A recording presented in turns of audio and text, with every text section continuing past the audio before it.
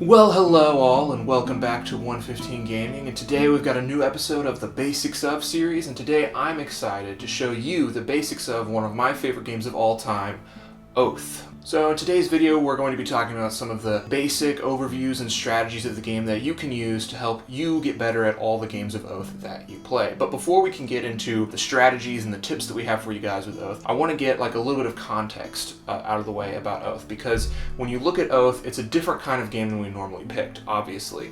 We've done basics of Nemesis, we've done basics of Six Siege, of Eclipse, and all of those games are strategy games with clear-cut mechanics and rules always in place that allow you to take advantage of to be able to play well. But Oath is a different kind of game, because Oath always varies on the context of the game. One, there's 250 cards, but only about 20 or 30 are going to be in play, so every game is going to be wildly different. And two, Oath is obviously a very narrative-driven game as opposed to a strategy-driven game. It's kind of 50% of both, and so before we can get into the tips and strategies, we want to talk about the two ways to approach Oath. One is approaching Oath like you're playing a game, with strategies and rules and tips and tricks and mechanics and things that you need to take advantage of in order to win. But secondly, and maybe the most important way to approach Oath, depending on the context, depending on the kind of player you are, is that you can approach Oath like you're writing a story.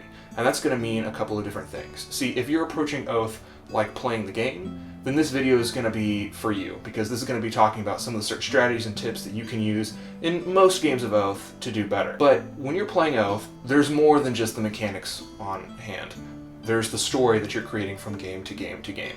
And so sometimes that means you should approach Oath not like a meaty game where I have to win every time, but sometimes you'll want to be playing suboptimally in order to be able to write a good story. Right, and there's a bunch of good examples of that. Like one time I was a Chancellor and I didn't play super well, but I spent a lot of my turns using the gambling hall card, because in my mind the story was that my Chancellor was a rich and scandalous Chancellor who spent all of his time gambling away the kingdom's money instead of ruling. Right, now that wasn't the most optimal play for me, but it made for a really good story in the Chronicles. So keep that in mind in this video, that this video is going to be a lot more about how to game the system and what you should do when you're approaching Oath like a game. But there are two ways to approach Oath: playing a game and writing a story. And you don't have to do one or the other. Oftentimes you can do both. But when you're playing the game, these tips should work for you. So we're going to break this guide into 4 parts. Part 1, placing your pawn at the start of the game. Part 2, searching the world. Part 3, mastering the economy. And Part 4, campaigning. Part 1, placing your pawn.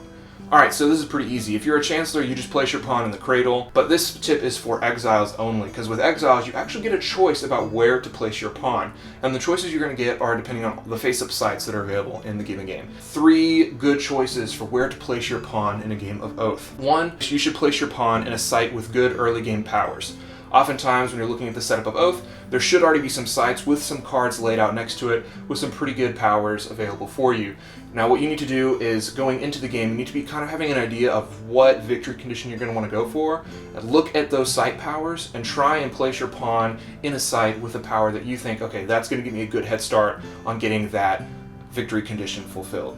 Secondly, you can place your pawn in a site with early resource gain. What do I mean by that? Well, sometimes there are some sites that just have secrets or favor on them, and whenever you start your pawn in that site and it has a secret or favor, you get to take it and put it on your board. Now, why would you want to put your pawn on a place like this? This is a pretty great way to get an early start on boosting your economy during the game. If you can get one extra favor, one extra secret just straight up at the start of the game, that's going to do wonders for your economy in the early game, and you're going to be able to do really well because you're going to be more flexible. You're going to have more resources at your disposal than other players. But speaking of flexibility, a third place that you want to consider when placing your pawn, I've often found that I find myself putting my pawn in the provinces region a lot. Now, why is that? Well, that's because in the early game, you really want to be flexible, right? And so when you place your pawn in the provinces region, that allows you the ability to travel around the most with spending the least amount of supply. Because the provinces are in between the cradle and the hinterlands, and it only costs 2 supply to travel away or within your region. That gives you a lot more flexibility if you want to switch to either the cradle or the hinterlands in your first turn. If you start in the cradle or the hinterlands, traveling across the map is going to cost upwards of 4 supply, which is a huge amount. Basically, it's all about flexibility when you're placing your pawn. Place your pawn where you can have powers, where you can have resources, or where you can have flexibility and traveling.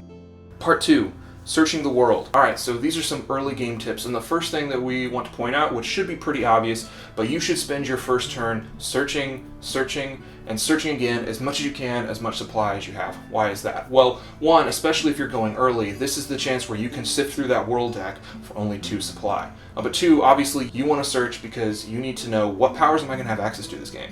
What advisors am I going to have? What visions am I going to have? What powers can I put on the board that can help control the board state for other people? You don't get to control any of that if you don't search. When grabbing your cards, when picking which card to put into your advisors, always put at least 2 to 3 of the same matching suit if you can.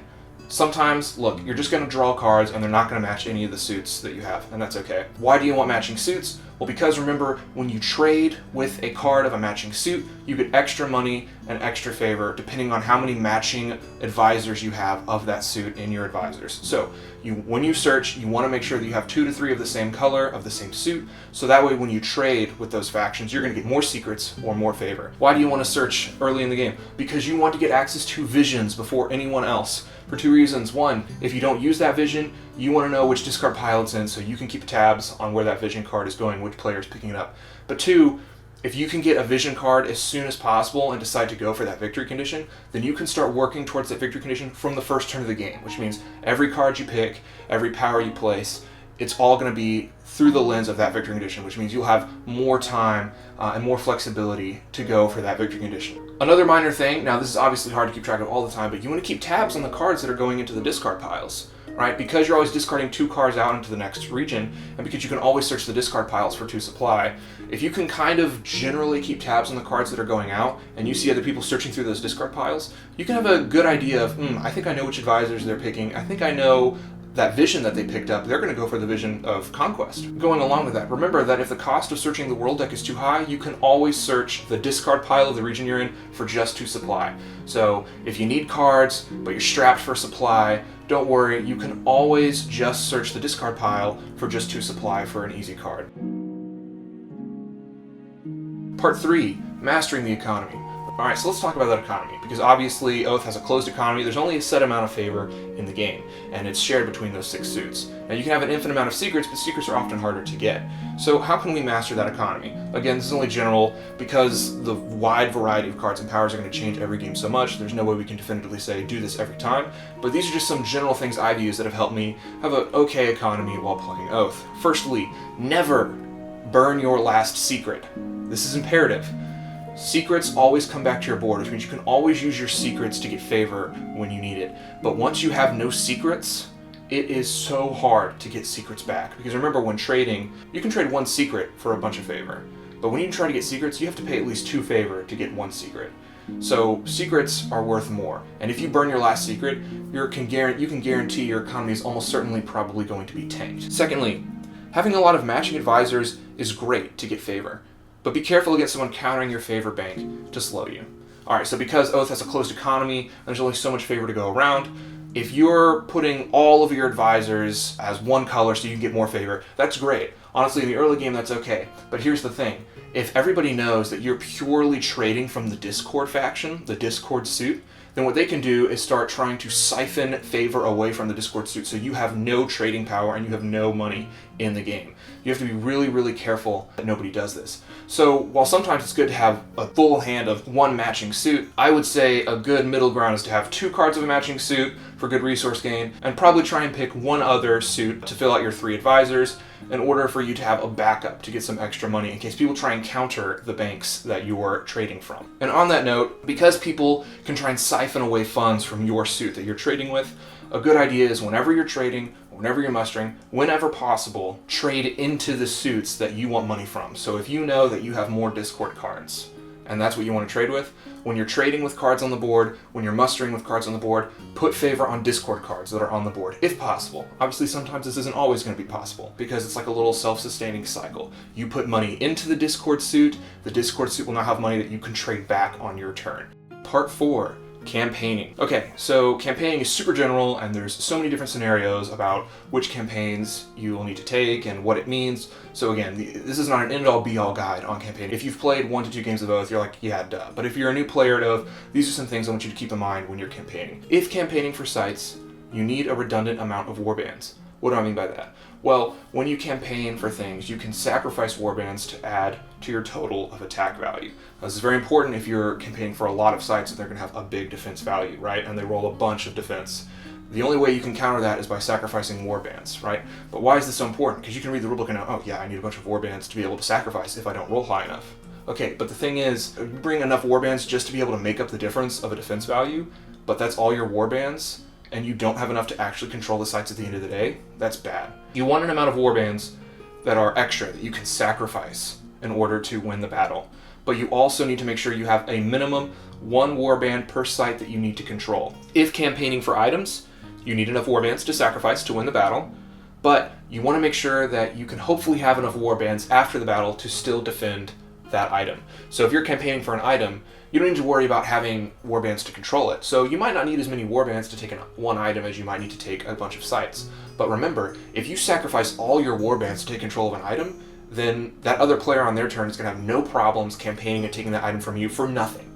So make sure you have plenty of warbands that can add to your defense total if somebody is trying to steal an item from you in return. Banners. Now I know this seems kind of weird, but when we started playing Oath, there was a bunch of confusion on how the banners worked, right? And so I just want to make sure that for those new players out there, that you understand this with banners. With banners, you can either campaign for those banners, or you can recover those banners from other players, and both have pros and cons. So when you're on the site with the pawn of a player who has a banner, you can recover it from them by spending the amount of secrets or by spending the amount of favor and just taking it from them. So that way you can take a banner from them without having to go into combat. But what does that mean? It means you're probably going to have to pay a lot of secrets, or you're probably going to have to pay a lot of favor. So that's the con. But you can also campaign for those. So if you don't have enough favor or enough secrets to be able to recover those banners, you can battle them for it. Now, there's also a con here, because one, the defense value is going to equal however many of the resources they have on that banner. So it could be a pretty hard battle. And on the other hand, if you succeed in the campaign and you take that banner from them, you're going to be burning favor or secrets on those banners. So remember, you can't campaign, which might be easier than paying 8 favor, but now you're going to have to burn 2 favor or 2 secrets on those banners, and now they're going to be weaker and they're not going to have as big of a defense value, which means it's going to be easier for people to take those from you. So please keep that in mind when you're battling over the banners with those Oath conditions. Alright guys, that's all for our video on the basics of Oath. We hope you guys enjoyed this. We really love this game. We're hoping to do more content for it in the future, so please subscribe for more Oath videos, and also subscribe for videos for other games like 6 Siege and Nemesis and Eclipse. Until next week, have a good one.